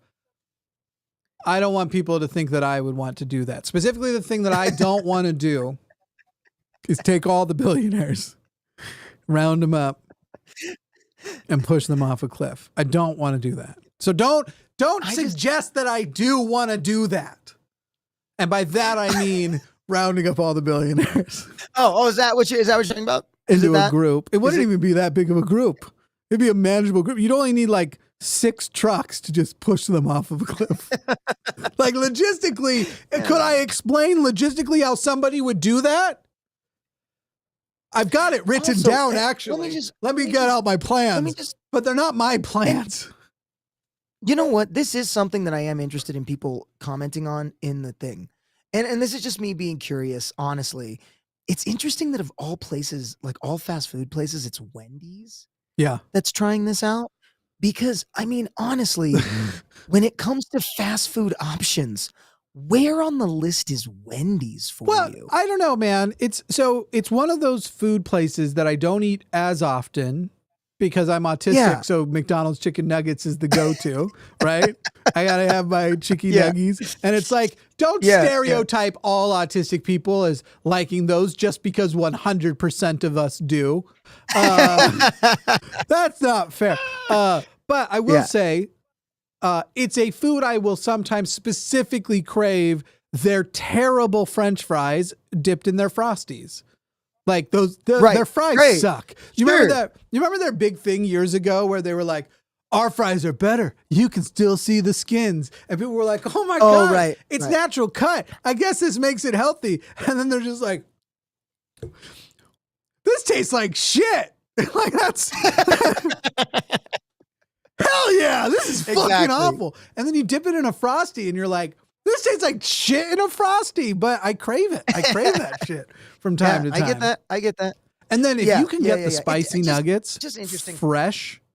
So in other words, you can't, but if you can get them fresh, great. Now, Tom, I do have a question for you. Okay. If it was up to you. Okay. Would you take all of the billionaires and round them up and push them off of a cliff? I don't know. How much is it going to affect surge prices at Wendy's? Me neither. I don't want to do that. Yeah, I don't want to do that. Let's go to what other stories Well, let's we got? read it what quick. Other stories we got? Wendy's is looking to test Okay, having the prices of its menu items fluctuate through the day based on demand, implementing a strategy that has already taken hold with ride-sharing companies and ticket sellers. Ooh, ride-sharing companies, like, most of us are like, it sucks, but we get it because it's like individual contractors. But if Wendy's is grouping themselves with ticket sellers, I'm out. Fucking Dude, if that's the model they're following. Yeah. Oh. Well, but here's the thing too, and I can't help but go back to this. Listen, again, surge prices is something that I could actually get behind with, like, okay, there was a pizza shop in Portland, Oregon that was literally owned by a guy who made the dough that day. Okay, he made the dough. The line would wrap around the corner. He would make the dough for the pizza. I know this one. Yeah. When the dough was gone, doors closed. That was it. We're out of pizza And then he would today. like Come go back to tomorrow. his job at like a hardware store. Like I'm thinking of the right guy. Yeah, right. He was only open till like 12 or 1 o'clock, and then he'd go to his day job. Yeah. And then he'd go to his day because he loved making pizza. He did it, but he only had enough because he was a single person small business that was like there to share his love and craft with the world. Now, you want to put surge prices on that guy? Hell yeah. Like if there's a bunch of people around the corner, this is a thing that only he does. I think he should be rewarded with higher price. But like, what does Wendy's need surge prices for? I don't understand. So they're saying it's going to be AI enabled and that there will be dynamic pricing and day part offerings, which I think that means if they're slow, they'll probably because all of these companies have been trying to get people to install their apps. I don't know if you've noticed that in the last couple of years. McDonald's is like, of course, we'll give you tons of free food if you get the McDonald's app. Dude, and they do. My kids, here's the thing real quick about McDonald's, and I hate this for a lot of reasons, but I know this is that like, McDonald's has put, they're like $1 billion sold, right? Or 1 billion burgers sold, or however many billion burgers sold. Yeah, it's up there now. They have put hundreds of millions of dollars into like testing the every part of like a McDouble to make sure that it spikes every pleasure center in your brain, to where you take a bite of it and the dopamine and the neuroepinephrine hits the exact spike you want when you take a bite of something. Like, that's what they've been putting their money into. I kind of want some McDonald's now, you asshole. I know, because just talking about it, it's fucking crack. And then the thing is that they sell it super cheap. Crack. So I mean, it is essentially like the same business model as crack. Yeah. And so the thing is my kids, they're obsessed, and it's so hard. It is so hard having kids and trying to get them to be like, we need to eat healthy, when I guarantee you broccoli is not hitting the same crack induced pleasure centers. So anyway, my point is my kids, they're in middle school now. They all have the McDonald's app. And every day they're like, can we walk to McDonald's? We have so many points. We have so much free food. They give away a lot in that app. It's even more like crack, because that's what crack dealers do. They go, yo, man, first hits for free. Yeah. And they're trying to get, like, that's what I'm saying. They're trying to get, this one's free. Wendy's has an app too. And I'm sure in the next couple of years, in the lead up to this, the first goal is going to be get way more app installs. So they're going to just start giving away free food the way McDonald's does. Because what I bet you day part offers means is that they're going to, during parts of the day that are dead, they're going to GPS locate and just go, all right, throw out a 5-mile net and just throw out some free food at them and get people to come right now who are already close. Who it's like, I guarantee you it's going to be that fucking sort of geo gathering of people with the app. And that's why that's why they all want you in the apps. But like, what are they doing with all this money? Bro, what are they doing with it? But these things work somehow, because check this shit out, man. No, they work. That's what I'm saying, is that it's going to work, and that you're not going to believe their what I money's mean going to when go I through say the roof. when I say that it works, I'd like to show you an app that's installed on my phone. Let me make sure that it's not going to show anything. That's the Sonic app. Okay? Yep. It's on my phone. Yep. And here's something you should know about me. I don't like Sonic. So why is the app on my phone? But one day they got me. They got me one day. And when you install an app, that shit's not, you're not gonna, what are you gonna do? Uninstall it? Fucking no. I'm not a sociopath. No. Fucking no. Nobody uninstalls these things. Fucking nutbags. Anyway, all right, let me check chat real quick before we move on to the next one. I just want to see. It's like everybody left. We're the only ones having a good time. Yeah, we are the only, which I could do, honestly. That's pretty much our phone calls. How this is, well, we've always talked about this anyway, is that like when we do this, when we get a chance to go live together, what we're doing is we're just recording our phone. Like this is the stuff that we talk about when you're not on the air. There's zero act to this. It's 100% just, this is how Jimmy and I, when Jimmy and I get a chance to sit down and talk, this is what it is. I like when it happens on a show day and one of us has to go like, shouldn't we like hold off? Should we be recording this? Yeah. Shouldn't we be doing this on the show later? Not talk about this and do this on the air? Yeah. Exactly. Yeah. Why are we giving this away for free right now? Looking like a couple of common hooers. Well, you know what makes me laugh, and I don't know if this is real, but I get the majority of my news and information and jokes and everything from memes, and that's how my wife and I communicate, is just sending each other memes all day long. But I saw a meme, and I don't know if this is true because it was a screenshot, and I don't know if it was fake or whatever, but it was a guy saying something like, hey, I'm thinking about doing this experimental podcast where we don't film it, and there's no microphones. It's just like a live action couches podcast where we just sit around and then just have discussions, and it just said like, Gen Z has discovered conversation, or something like that. And I don't know if that's true or not. Like, I don't know if it was a bit or a meme, but it's almost like that, because it feels true. It's funny how like, as we grow with technology, you and I have thoughts like, man, we should film that. We should put that on film. But because Gen Z has had everything filmed, they're like, what if we don't film this? What if we actually just do it? Why don't we just get rid of them? Where are the Nazis in the... Someone says there's Nazis in vertical. Oh, there they are. Oh, there's great. Wonderful. Bye, Nazis. I do not see you anymore. Nice. Again. Thank you. I'm going to be doing that every time. Every time. My name is Jonas. Okay, goodbye. Bye, more Nazis. I love stupid comments like this. Does he still make atheist videos, or is it just Trump is bad content? I haven't checked in on the channel since the pumpkin sex stuff. You don't need the channel. Just fuck off then. You're fine. Just, but yes, Trump is bad. Trump is it's a weird thing to brag about. Can you just fucking imagine if Hitler rose to power current day and people are just like, oh my God, he will not shut up. Sure, we're up to 3 million dead Jews, but like, oh, do you have a personality? Gosh. Oh.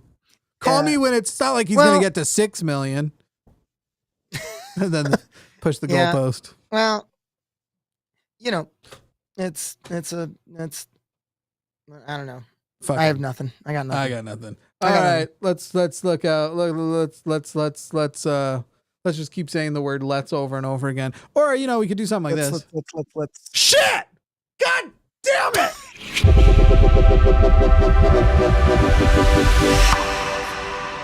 Then I cut it off too early. It didn't even fully unveil your face. That was rude. No, that was great. That was fine. Fucking rude. I'm rude. Mouse-infested warehouse lands Family Dollar store with record $41 million fine. This is one of those ones too where I'm like, fucking good. Those unethical ass stores. But at the same time, I'm like, if people are still working there with how bad the working conditions are, I don't know if you saw the John Oliver, like expose didn't. on how terrible these companies are, the dollar companies. They're fucking Right, awful. I They're didn't. like the Amazon on crack. Yeah, it's one of those things where you're like, but people are still working there, so they clearly really need those jobs. But as far as rich people go, I don't want to round up all the billionaires.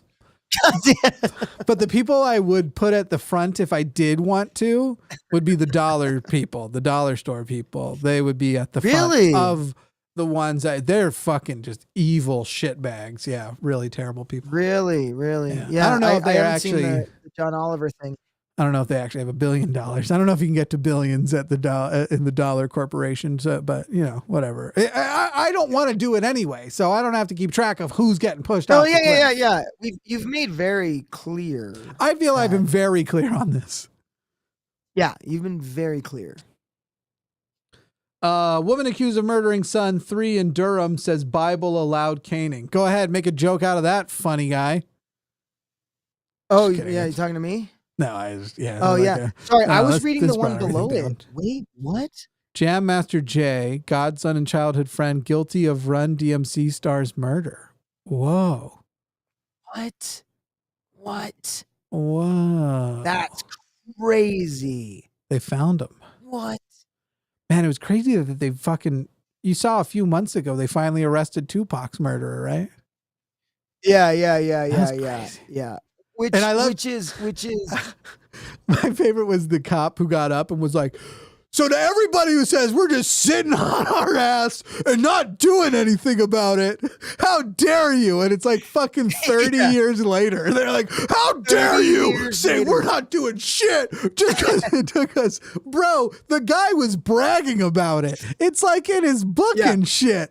Like fucking people figured this shit out. Yeah, I mean, there was a really great Chris Rock joke back in the day that was about that. Now, you can't do the joke anymore, but even still, the joke he made at the time was 20 years ago. I'll just say, but that's essentially what he says is he's like, they haven't found Biggie and Tupac's killer. They're like, you found Saddam Hussein in a hole in the desert. Tupac was killed on Las Vegas Boulevard after a Mike Tyson fight. Right. That more people saw Tupac get murdered than the last episode of Seinfeld. There needs to be, I just don't know why nobody thought like, what if we start questioning the people who said they did it? Yeah. Because it turned out to be one of them. Yeah. Yeah. Fucking maybe wild. Start with them. I don't know. Yeah, but that's wild. That's kind of disappointing. What else we got? Macy's to close 150 unproductive namesake stores amid sales slip as it steps up luxury business. Now, I will tell you this one surprises me. And can I tell you why? Please. I was under the impression until this exact moment that Macy's had already gone out of business. So I am shocked. I thought Macy's got maybe 3 months more than Sears did. It'd be like we were reading Sears right now. Like, in the last Sears stores, it's going to close. You're like, wait, Sears? It is weird how it's weird how a lot of those stores that we associate with that are still open in some places. Like people in Australia, you'll be like going through shorts and it'll be an Australian. Like, oh, I'm in Kmart right now. Having a look through Kmart. Like fucking what? Or you on some Canadian TikTok and they're like, do you oh, we're going to Circuit City today though. Okay. That's like all Canadians sound like. Do you worry about I know a lot of people have made commentary on this, speaking of John Oliver and other folks, but as far as with everything moving to online platforms, as far as all shopping, everything like that. I mean, I wonder what they're going to do with all these buildings. Cause nobody goes to a Macy's anymore. Nobody goes to a mall anymore. Nobody goes any of these places really. I mean, I know this joke is a little outdated if it's even a joke or a concept, but it's people really only use stores anymore to go try something out so that they could go home and order it online. Right. Yeah. That's not even a joke, You know what I'm though, saying? man. No, I That's, know. Like yeah, that's real. That's so fucking, I I've done it. often wonder that. Right? I mean, well, and so I wonder. You ever like, in Best Buy with the Amazon app open and you're like blatantly scanning barcodes with your phone? Like, you can't stop. Not illegal. Not illegal. Yeah, not illegal. Not illegal. Not illegal. Yeah, I'm going to take a shit before I leave, too. What are they going to do with all the stores? Like, I hope that I get a killer deal on a new studio space. Get this shit out of my house. Yeah. I'm like, maybe it's going to all become creator spaces. I don't know. You're like, look, this used to be a Sears. Yeah. Like just. I used to work at this Sears. That's the man. You know what? That's the dressing room. I convinced the boss to give me the job. I think maybe it'll all work itself out, and like all of the Sears and malls and all that nobody goes to because everyone goes online will become emptied, and all of the homeless people can live in those places. So it's like, I think if you went to a homeless encampment right now and we're like, hey, do you guys want to go live at the mall? They'd be like, fuck you. I got exactly. You're like, we have standards, you motherfucker. Yeah, exactly. Wow. I'm homeless, not an animal. Fucking yeah, exactly. You know how they say I do anything to have a roof over my head? Nah. Not that. Fucking pass. Hard pass. I really want my sleeping bag to wake up smelling like stale Mrs. Fields. I don't think the homeless want the malls, man. Oh, maybe they do. I don't know. Go ahead. You want to jump to the last Yeah, let's see if there's anything else real quick. Let's see. Memphis mayor, British rower found dead. Oh, that's hilarious. It's just a bunch of things easy to make chuckles out of today. I know. Fucking.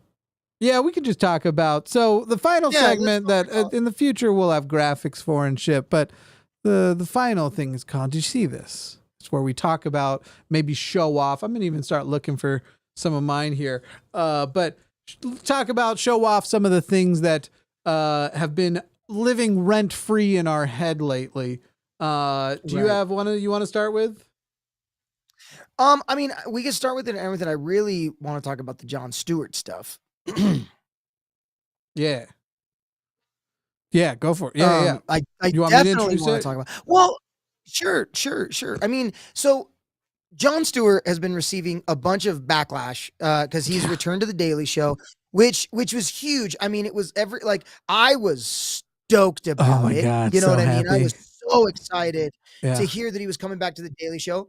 And he made his triumphant return, and what he essentially did was, he took he opened with a 20-minute monologue. He took 10 minutes, made fun of Trump, took 10 minutes, made fun of Biden, and then ended it, which I thought was wonderful, by just saying, hey, listen, one thing that I've learned in 40 years of political commentary, whatever, is no politician's going to fix anything. It's up to us, the people, to, really make the change.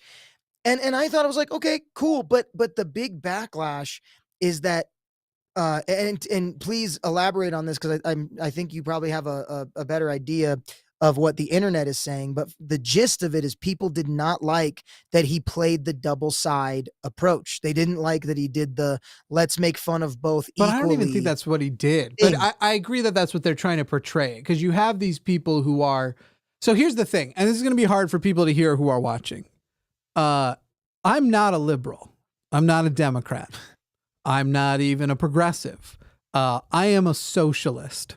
We are not the same. And the thing about when you are a socialist, when you are a leftist, and this is something that I had to learn years ago, being a leftist, Democrats aren't leftists, liberals aren't leftists, progressives aren't leftists, because those are all capitalists, and leftism is the non-capitalism position. You can't be a capitalist and a leftist at the same time. You can be in a capitalist society and participate in capitalism, but as far as your core ideologies go, you're one or the other. And so The thing is when you are not, when you are actually a leftist, and I think that Jon Stewart secretly is.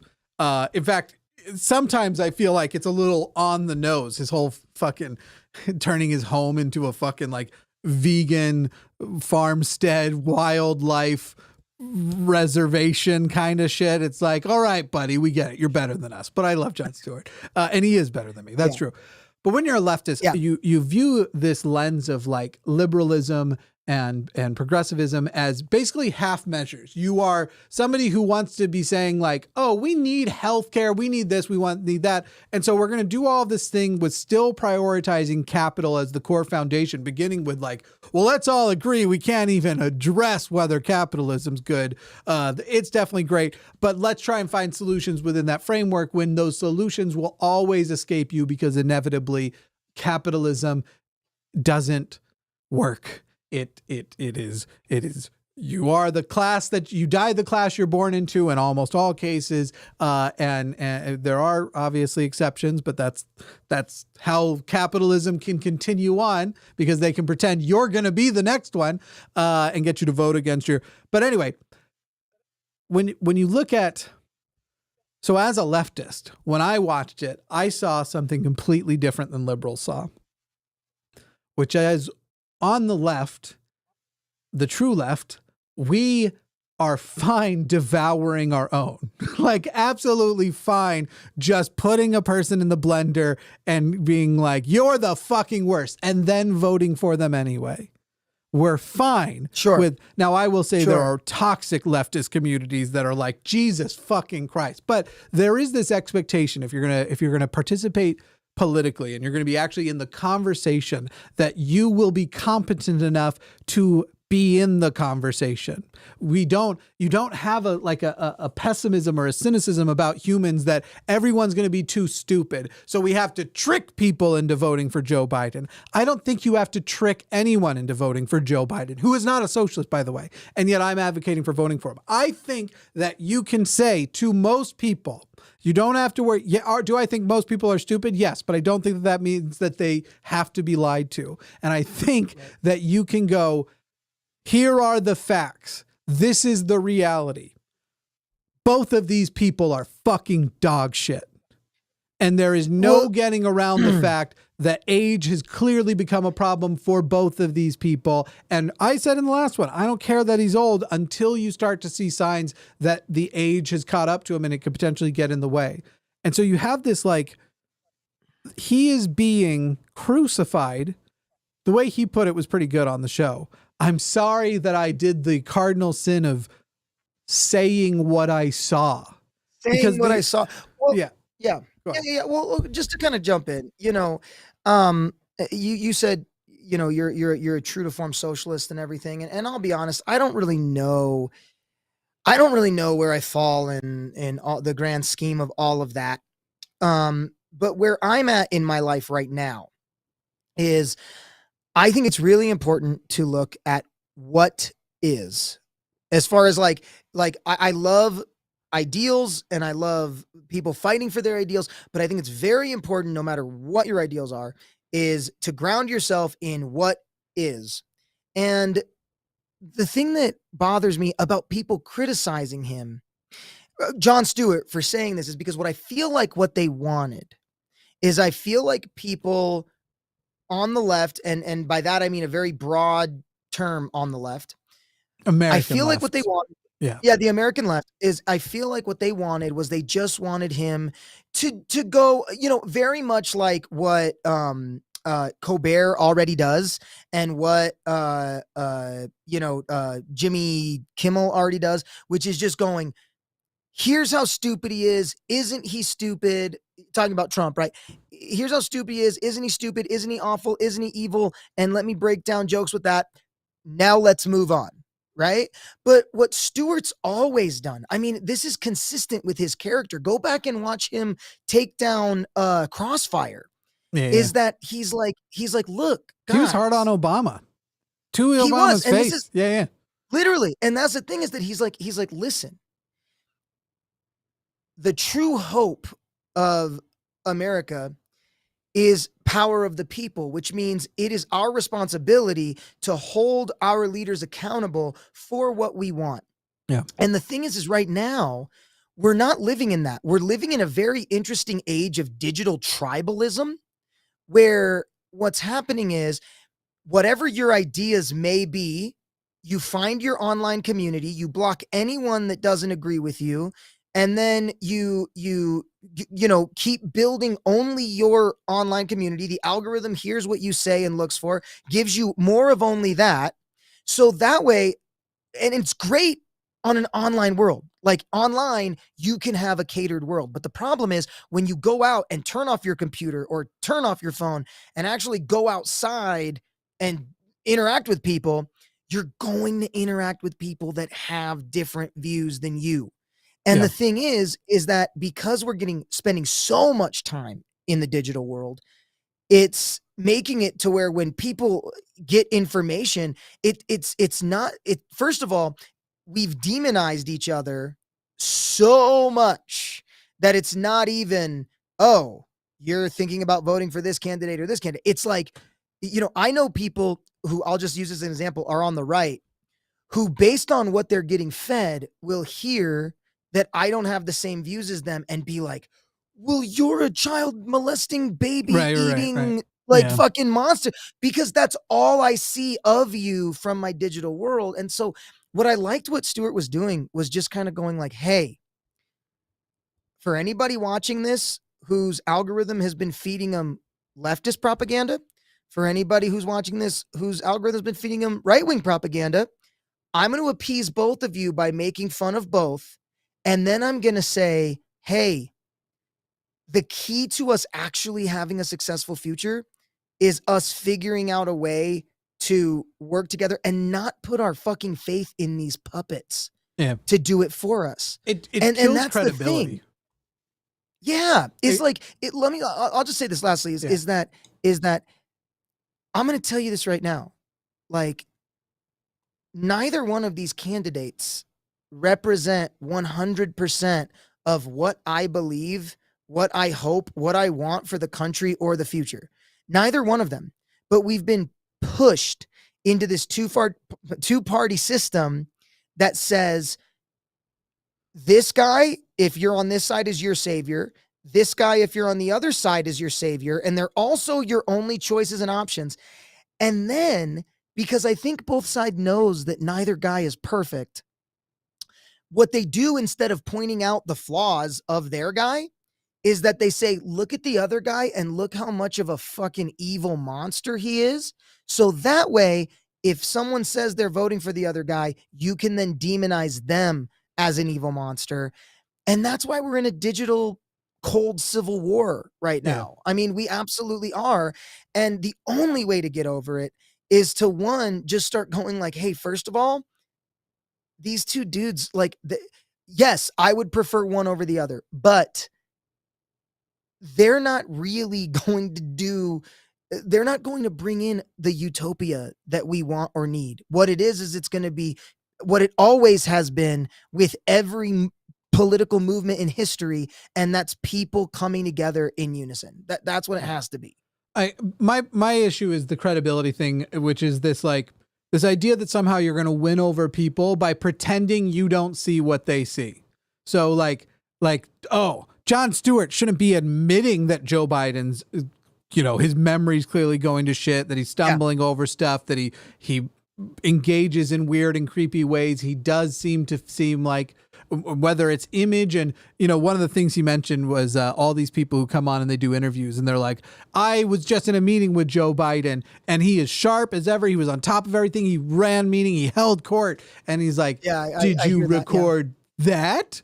Like, show that. Put that on TV, because instead the thing we're seeing is, and so it's this thing of like, if I'm going to go to somebody and be like, look, you're wrong about Donald Trump, and they're going to be like, well, Biden's this, and this. And I just start going like, no, he's not. No, he doesn't seem old. He seems sprightly, and he seems like his boners are probably super great. Nom, nom, nom, nom, nom. Yeah, it's literally like you're bragging that you're delusional about this thing. And the fact of the matter is, when you look at the polling in America, it's something like 70%, I think, of people have said, given the bet choice, it wouldn't be Trump versus Biden. Both of them would be off the ballot. It would be two completely different choices. The overwhelming majority of people don't want it to be these two guys.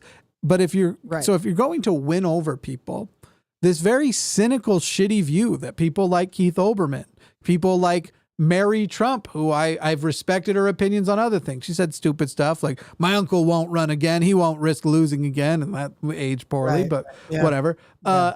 But you get these people who are very cynically behaving as though if you don't acknowledge that you see what's in front, that the things happening in front of your eyes are happening, or that you shouldn't. Basically, they don't think you should do that because you need to be tricking, like somehow you saying, he's sharp, he's whatever. No, he's not visibly the crypt keeper.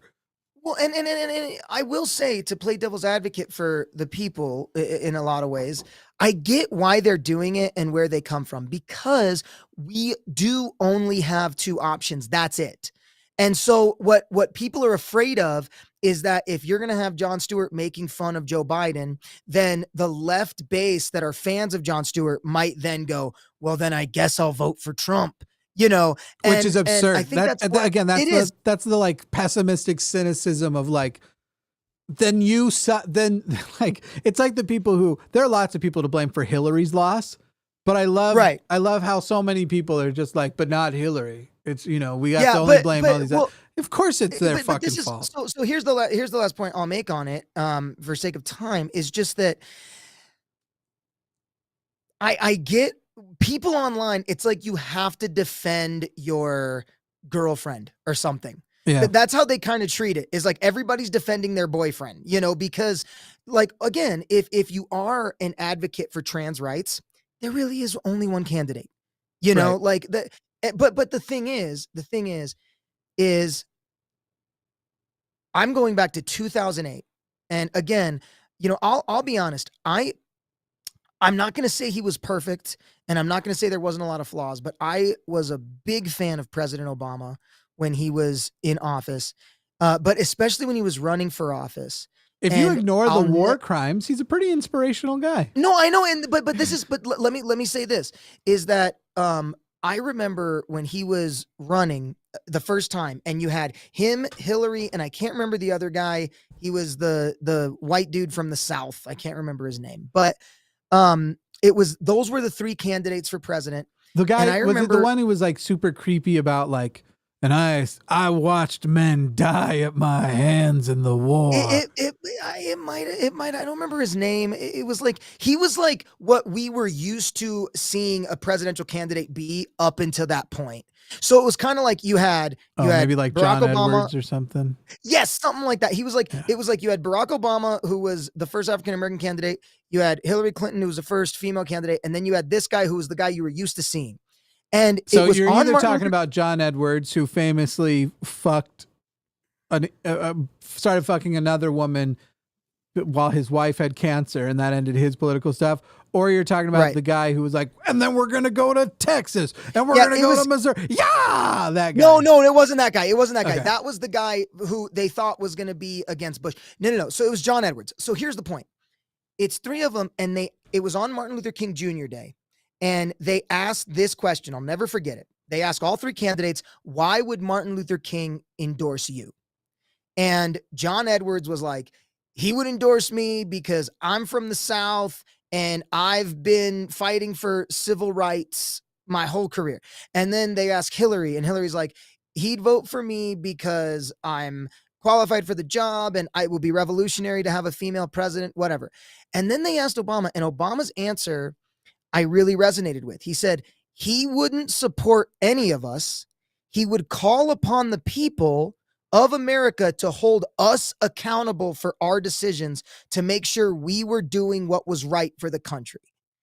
And I wanted a funnier, like Key and Peele answer, like, do I have to say it? I mean, come on. Do I have to say it? Yeah, do I have to say it? Well, and that's the thing. That's what people were expecting. But here's my point, is that sentiment has, I feel, been lost in digital tribalism, which is to say, whether or like if you are on the left and Joe Biden is voted president, it's still up to us to criticize everything he does to make sure that the people are getting what we want and what the world needs out of leadership from America. And if you say we can't criticize this guy at all, because if we criticize, we're in line with the other side, then what you're doing is you're opening a door to essentially let him do whatever he wants. And then we have to just have his back because basically of the one issue we agree with him with. As long as I demonize my opponent enough, they can't be mad about anything I do. 100%. The hard part is, the hard pill to swallow is, Trump might not be the end of quote unquote Trump. He might be the new foundation, the new baseline. Trump, let's say that this is Trump's last election, that even if he loses, he doesn't run again in 4 years. There's a lot of people acting like because Nikki Haley's been holding on, she'll be the predecessor. Are you fucking high? It's going to like, if it isn't just straight up another member of the Trump family, it's going to be somebody fucking awful. It's going to be Foot-Face Marjorie or some shit like that. But really her face looks like a foot, but they are think of the bottom of a foot. Anyway, that's we only have a couple minutes to do super chats. So we're gonna quick run through super chats, and then we're only gonna let the show go over by at most a minute or two because because we gotta go. Chewed Gum is premiering over on the line. Both shows will automatically redirect there. I highly recommend people check it out and share it because to me it's a show that should have existed a long time ago. There are some pieces of shows, but it's a show that is dedicated to the specific issues. It's a call-in show for the specific issues, for the deconstruction and reconstruction in some ways. After you deconstruct from religion, reconstructing into a new life of independence and sexuality, but it is specifically for women because men are overserved in the community and a lot of people aren't talking about some of the basic stuff. So Eve of Eve Was Framed, who is amazing with that sort of is great at skepticism, great at talking about religious fundamentalism, purity culture and the like, is being joined by Alyssa Lube, who is a sex coach, and they are going to be able to take a wide variety of calls on those topics that are going to be good for. And by the way, I'm not saying it's not a show for men to also watch. One of the reasons why I became passionate about us doing the show is in having so many conversations with women, finding out how much shit I didn't know was happening in the women's Sunday schools and the like. It is it was alarming, but Right. Let's go ahead and do some super chats here. If you get super chats in now, you probably have a chance of it being read out before then. But we'll start with Poor Claire, who says, Poor Claire, how come we can't see the chat unless we make the video small? On some channels, it's on top of the picture. Go fuck yourself, though. I don't know what you mean by on some. I as far as the YouTube end of the vertical stuff, I know that I've successfully gotten the vertical video up, though obviously off to a bad start since the split was wrong at the beginning of the show. And so I'm just going to go in and edit and cut that part off. Because I think people are just going to open it and be like, well, this looks like dog shit. But I don't know, I guess is the answer to your question. How many days left is there until St. Patrick's Day? Like 2 weeks, right? Something like that. March 16th, right? Is St. Patrick's Day? Yeah. 17th, I think, maybe. Yeah, I don't know. It's like, how many days? You know what happened is we were talking about it, and now I'm like, if I order McDonald's now, I know, I was thinking the same thing. All right, it'll be here as we finish up. Yeah, will you read the next one? Let's jump to some more. Sure. Again, from Poor Claire, issue I mentioned earlier is fixed. Well, but there's good. Nazis in the vertical chat. Wish the two chats could merge. I think I just got an email with somebody wanting to give production notes on the vertical stuff. I'll read the email, but I want you to know I have some level of like arrogant resistance because nobody can do the level of what I've done. No one is doing. Not can, but yes, I will be making tweaks and changes and adding graphics and trying to make transitions better, though it'll only be able to be on the horizontal. So I guess my point is any criticism that doesn't come with the production know-how of how to achieve any suggestion is probably going to be dismissed outright. If I am being totally honest. Anyway, here is the next one from K Bean, who says, I can't watch right now, but wanted to give some love. I'm so happy to have you back and excited to see DOMINIC again. My favorite duo. Low-key, my favorite duo, too. Nobody tell Matt. I love doing shows with Matt. Did I ever tell you? Dom and I have a different sort of thing. One of the very coolest... quickly, because we've only got a minute. Yeah. Oh, let's read the super chats. Never mind. I'll tell you later. Why don't you read this one? Yeah, from PhD Tony, who wants to talk to people. Have you met them? They're terrible. They're the fucking worst. I agree. They're the fucking worst. I get it. How many good people named Steven can you think of? Oh boy. I don't know. Any? The question is realistically, the question is any. And any. Yeah, I don't know. Can you think of a single good Steven? I'm sorry, if you're a good Steven and you're Stephen watching. Hawking? Died like an asshole. Died. You mean okay. You mean that like you've ever met and known. Yeah.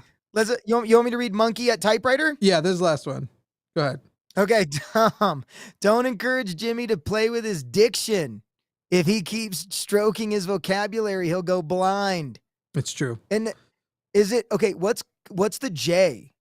Go Jimmy yourself. Go Jimmy. Fuck yourself, Jimmy. Fuck yourself, Jimmy. Yeah, but there's also like a go Jimmy yourself joke now as well. That's great. That's great. Do you know there's a new McDonald's dipping sauce? And I think it's called McDonald's sauce. What? Yeah. So they seem to call it WickDonald's sauce, savory chili WickDonald's sauce. I'm going to get an extra. Savory chili McDonald's. I love how you're ordering it. I'm going to talk to the kids, see if they want McDonald's too, because we're talking about it. Hey guys, lucky day. Get out your apps. Get your apps out. We're not paying full price for this shit. It's not surge pricing in this house. Everybody, thank you for joining. Now, please go and join them over on the line. Watch Chewed Gum. DOMINIC, thank you so much for partnering with me, joining me for this. I seriously I've delayed it 6 more times to make sure you were on number 1. We'll be back on Friday with Sarah Gibson. I'm very excited to introduce you to that, and we'll have some more bugs and kinks worked out between now and then. But for this moment, we're just going to now do I'd call it a fade to black, but it's more like a crash to black. Or is it? All right, let's end this piece of shit. Bye.